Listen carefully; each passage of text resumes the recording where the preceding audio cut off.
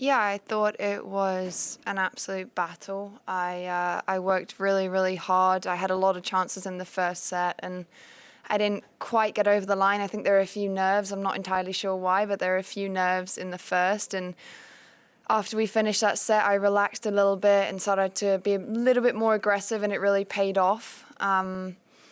And in the end, I just dug it out, and I thought we played some really good tennis. I've obviously got a couple of things I want to go away and work on, but yeah, that's normal for a tennis match. Thank you. Simon. Simon Briggs, Daily Telegraph. Was it really a surprise that there would be nerves in the first set of a second round match at the Slam? I mean, it's a big stage, big prize, and all that stuff. Yeah, I mean, it was obviously, it's a huge stage, and it's a huge moment for me. Every match that I play is a big moment, but you know, I do pride myself on being the same person whether I'm here or another place. Yeah, I wasn't too nervous before the match. I was pretty relaxed. I felt good, and then just a little bit. There were a few nerves, and of course that's completely normal playing a match like that.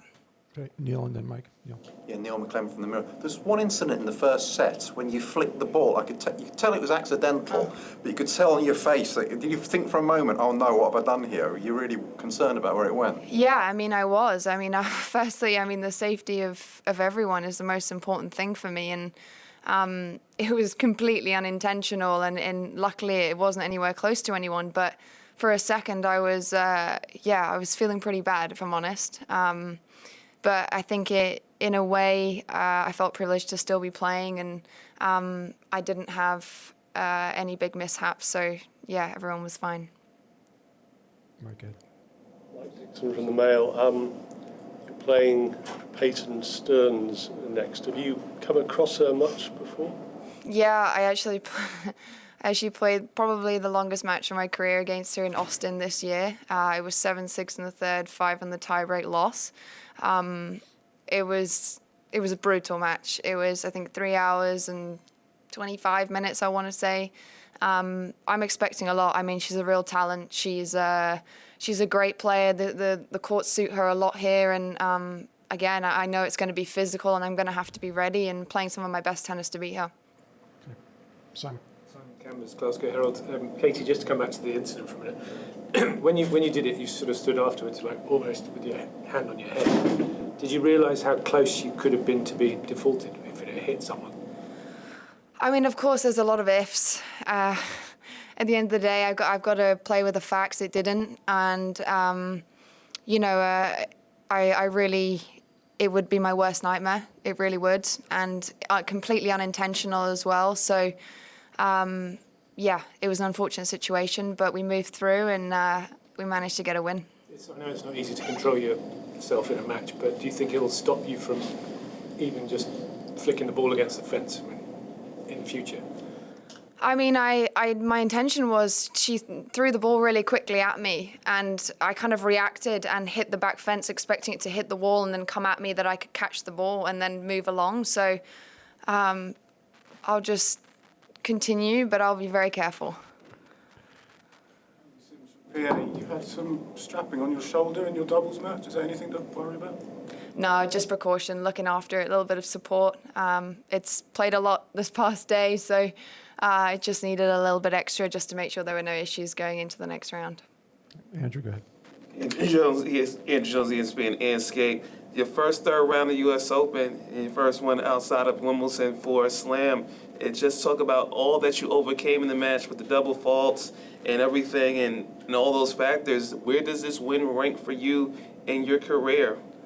Yeah, it's definitely up there. You know, I don't think anything beats playing a third round at Wimbledon because it's my favorite Slam of all, but it comes pretty close, I can assure you that. It was a big match for me. She's clearly coming in with a lot of confidence. I knew it wasn't going to be easy, and I managed to squeak it, and I'm really proud of myself because it really wasn't easy. There are a lot of factors. It was pretty windy. You know, I wasn't serving unbelievably well. The sun was in my eyes trying to serve out for the match, and I managed to overcome all those things and win the match, and that's ultimately what tennis is. It's finding a way to win, and I'm very proud of myself for that today. And also with Alex dominating a quality opponent, his form continues with that, so it makes it at least a joyous day.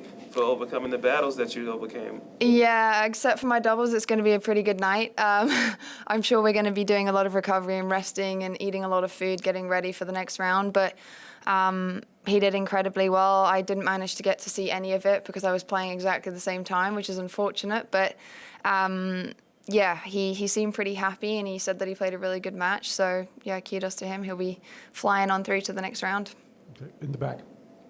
Hi, Katie. Victoria Chiesa, USOpen.org. Just to go back to the match that you and Peyton played earlier this year. At one stage this year, it was the longest WTA match of the year. I'm curious, what do you remember about that match? Excuse me, obviously 3 tiebreaks, very tight. What do you remember about that match, and what do you think you might have to change on the courts here that you say suit her game so well? Yeah, I mean, I played her, I'm pretty sure they were her home courts. It was a night match, and it was I'd come through college that week. It was my first night match that I'd played in quite a while.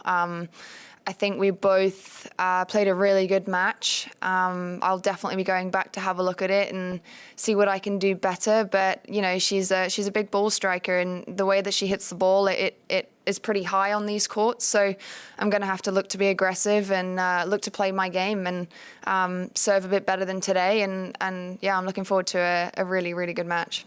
Okay, we good? Simon, one more. I mean, you might be top 50 already.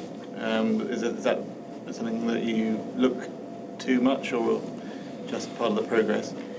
No, I haven't looked at the live rankings yet. Probably at the end of the tournament I will. But I know I'm pretty close, and it has been a massive goal of mine to be inside top 50. I've always believed that I could be there. I know a lot of people put a lot of emphasis on 100, but for me, 50 was always the number that I really wanted to reach. And I think that's a really good springboard to really pushing and really having a go at these girls. You know, when you start getting into main draw of events and you don't have to qualify every week, it really helps. It does. You got a free swing every week. It makes it a lot easier for me. So physically as well, it makes it a lot easier. So yeah, it's a number I wanted to get to, but I'm not there yet, and I really want to build that and get it higher and higher. Okay, thank you.